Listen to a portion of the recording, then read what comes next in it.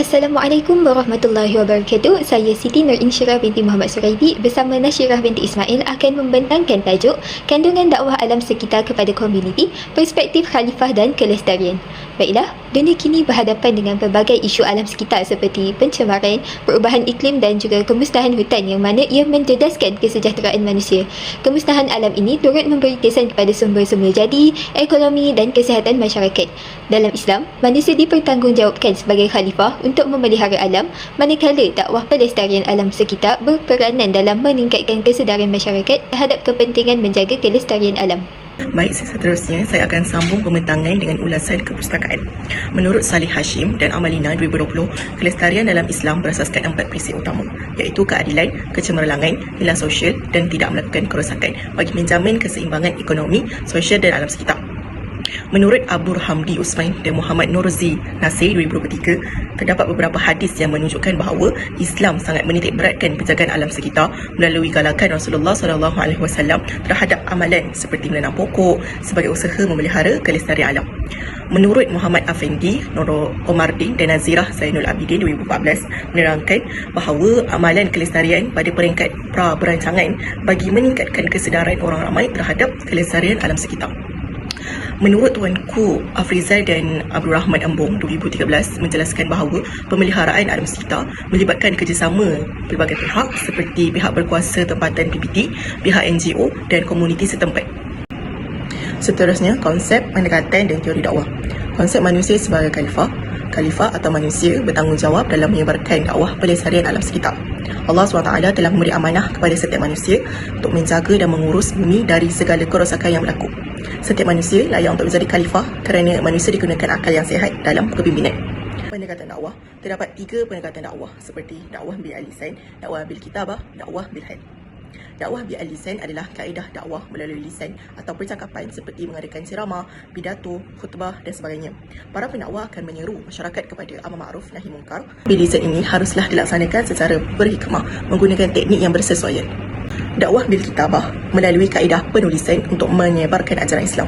Kaedah ini bertujuan untuk memperluaskan dakwah serta ia mudah diakses oleh semua lapisan masyarakat melalui medium seperti buku, artikel, jurnal dan media sosial. Dakwah bil hal pula menerangkan dakwah melalui perbuatan, akhlak dan contoh teladan yang dapat diikuti oleh setiap manusia.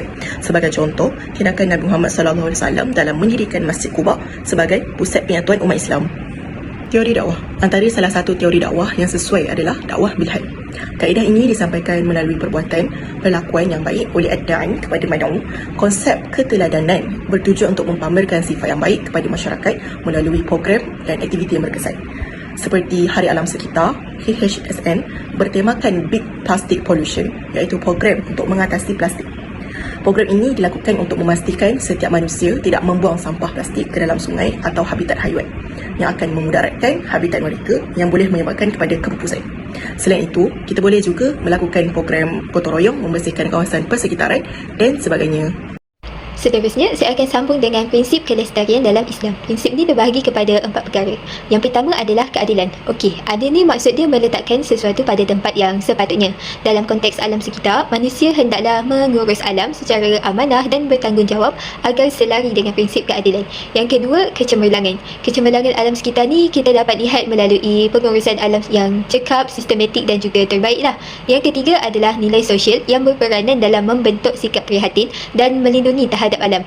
Dan yang terakhir sekali iaitu yang keempat adalah tidak melakukan kerosakan. Salah satu punca kerosakan alam ni ialah tindakan manusia sendiri. Maka masyarakat perlulah memelihara keseimbangan ekosistem untuk generasi akan datang.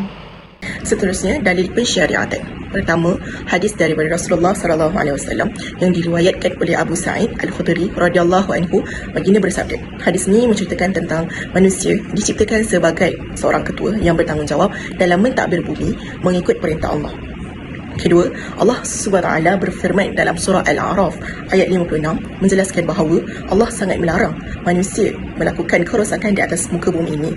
Maka marilah kita bersama-sama dalam menjauhi perbuatan yang boleh merosakkan bumi.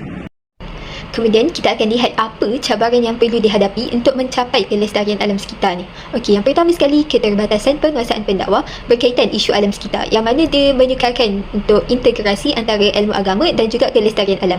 Okey, walaupun pendakwa ni dia berilmu dalam aspek akidah dan ibadah, dia tak menjamin seseorang pendakwa tu juga dia untuk turut mahir berkenaan kelestarian alam. Seterusnya, tanggapan bahawa agama dengan sains ni dia tak serasi ataupun tak boleh nak disatukan. Hakikatnya, agama dengan sains ni dia sangat melengkapi lah orang kata. Sebab sains ni dia sediakan kaedah, agama ni pula dia jadi panduan untuk tindakan kita. Dan akhir sekali, golongan beragama kurang melibatkan diri dalam program alam sekitar. Masyarakat ni dia mungkin tak agak-agak lah nak terima dakwah sebab mesej yang dia sampaikan tu tak sama, tak selari dengan tindakan dia. Jadi kat sini kita boleh nampak yang dakwah tu jadi lagi berkesan bila mana ada teladan yang baik. Seterusnya, peranan setiap pihak terhadap dakwah alam sekitar. Komuniti setempat mengadakan program kejiranan, menjemput penceramah khas atau penasihat berkaitan penyelesaian isu, iaitu isu peningkatan sisa makanan, serta bersama-sama mewujudkan tempat pengumpulan sisa makanan yang berkesan. Kedua, institusi agama dan pihak NGO. Usaha mereka dalam menyebarkan dakwah alam sekitar melalui pelbagai program seperti Marhaban Ya Ramadan, iaitu program untuk mengelakkan pembasiran makanan pada bulan Ramadan. Bank makanan berfungsi untuk membantu masyarakat yang memerlukan serta menangani isu pembaziran. Ketiga, saluran media elektronik Islam, penyebaran dakwah melalui radio, TV Al-Hijrah dan Zayan. Secara keseluruhan, manusia iaitu kita lah sebagai khalifah dipertanggungjawabkan untuk memelihara dan memakmurkan bumi berdasarkan prinsip keadilan, kecemerlangan, nilai sosial dan tidak melakukan kerosakan. Walaupun dakwah ni berperanan dalam meningkatkan kesedaran masyarakat terhadap kelestarian alam, pelaksanaannya masih berdepan dengan pelbagai cabaran. Oleh itu, kandungan dan metod dakwah yang sesuai penting bagi membentuk komuniti yang lebih prihatin terhadap penjagaan alam sekitar. Sekian, itu sahaja daripada kami. Terima kasih. Assalamualaikum warahmatullahi wabarakatuh.